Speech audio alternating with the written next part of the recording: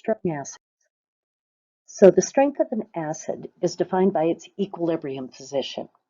Does it lie far to the right, containing mainly ions, or to the left, which would be the compound of the acid? If it's a strong acid, the equilibrium lies far to the right, and you have mainly ions. So when you look at it, you have, before dissociation, just the compound, HA, your acid, before it dissociates. With a strong acid, it will dissociate, we'll say completely, into your hydrogen ions and your anion, which is your conjugate base. In a strong acid, you'll see that your hydrogen is separated from your anion, in this case, just a general A-.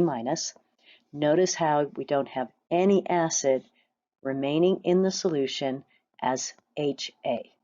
It's all separated into hydrogen ions and the anion, A-, also called the conjugate base. So HCl is one of our strong acids. It splits into hydrogen ions and chloride ions. The hydrogen ions are truly hydronium, but we use the hydrogen ion H+ most of the time. The equilibrium lies so far to the right that the concentration of HCl cannot be measured accurately. So we know that Ka is a very large number because the ionization is very large of the hydrogen ions and the chloride ions. With a weak acid, we will see in the next lecture that the equilibrium lies far to the left, meaning that HA doesn't really split apart efficiently. The weaker the acid, the stronger its conjugate base. So it grabs that hydrogen and goes back to HA.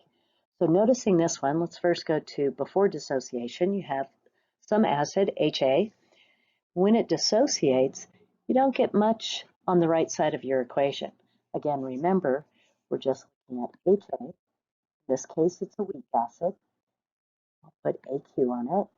And then we have hydrogen ions and A. We don't have much of this side, so we say the equilibrium lies far to the left, and we have a very small equilibrium constant value. A weak acid, what I'd like you to notice in this particular diagram and particulate diagram is that you do have hydrogen ions present, and you do have whatever the anion is, A-, the conjugate base, but most of what you have in a weak acid is the original compound, HA. It just doesn't break apart very well. Looking at acid strength versus conjugate base strength, pretty much just the opposite. If you have a strong acid, your base is going to be very weak. And if you have a very weak acid, your base, conjugate base, will be very strong. Looking at this table, our Ka values for a strong acid. Remember, a strong acid dissociates completely. Your Ka is very large, while for a weak acid, it's very small. Our position of ionization or dissociation equilibrium, far to the right for strong, far to the left for weak. Our equilibrium concentration of hydrogen ions compared with the original concentration of HA. In a strong acid, it's approximately constant. So if we had a 1 molar HA that was strong, our concentration of hydrogen would be 1 molar. I'm just going to use the equal sign there. When you have a weak acid, we're going to have to use our Ka value to figure out our concentrations. We'll do that in the next lecture. The strength of the conjugate base compared with that of water. So if you have a strong acid, you have a weak conjugate base, and it's much weaker than water. Sometimes that comes into play when we do some calculations. With a weak acid, our conjugate base is much stronger. It grabs that hydrogen much more readily, and it's stronger than water as a base. Strong acids to know. There's only 6, very doable for you. So the first 3 you may recognize, H2SO4. So I do want you to be able to recognize the name as well as the formula. Remember, I ate something icky. So if your polyatomic ion in the acid, it ends in ATE, like sulfate, your acid is sulfuric acid. Nitric acid, HNO3. NO3 is your nitrate ion. We have nitric acid. Perchlorate, we have HClO4. ClO4 is your perchlorate ion.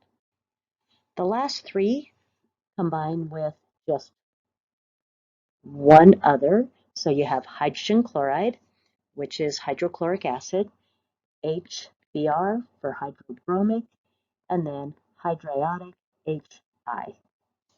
Those are 6 strong acids, the only ones you need to be able to recognize right off the bat. Looking at the structure of perchlorate and perchloric acid, notice the hydrogen is attached to an oxygen that's on the ClO4, that's on the chlorine. So red is the oxygen, the green is your chlorine, and white is our hydrogen ion. That's what comes off when we form our strong acid. Nitric acid, here's the hydrogen hiding back there. Again, the hydrogen is always attached to the oxygen. Let's do a little bit more with this. You have HNO3, and let's write its dissociation. So HNO3 dissociates into hydrogen ions, and the other ion is nitrate. Put it over here. NO3, 1 minus, aqueous. Complete dissociation, that's what makes it a strong acid. Hydrohalic acids are those last 3 that we listed, hydrobromic, hydrochloric, and hydroiodic. The proton is attached to an atom other than oxygen because there isn't any oxygen. So it's attached to that halogen ion. So you have HCl, and you have HBr, and you have HI. If you don't have your periodic table out, it's time to take a look because those 3 are listed one right after another in your halogen column. Chlorine is followed by bromine, is followed by iodine, and those are all your strong acids. HCl is going to dissociate into hydrogen and chloride. You can put AQ on there. And you're going to see the same thing with hydrobromic and hydroiodic. It's going to split apart completely. Sulfuric acid is called a diprotic acid because we have 2 hydrogen atoms on it, or ions. When it dissociates, it's a 2-step process. The first step is what makes it a strong acid. This happens completely. So 100% dissociated virtually. The next step, not so much. So that HSO4 is a weak acid. This HSO4 ion is called hydrogen sulfate ion, hydrogen sulfate, and I'm going to squeeze in ion there, or sometimes it's called bisulfate, ATE ending ion. The bisulfate is a weak acid. It does not dissociate well, so it has a Ka value that is quite small. Don't get many ions, so you don't get much of SO4 2 minus. If you were looking at a particulate diagram, you would have a lot of HSO4. You would have still the hydrogen ions from the first step, and then just very few from the second step. Oxyacids is when that proton is attached to the oxygen. So the 3 that we've just worked with, H2SO4 is an oxyacid, hydrogen sulfate, so sulfuric acid, HNO3 is an oxyacid, hydrogen nitrate, so nitric acid, and HClO4, that's hydrogen perchlorate, perchloric acid.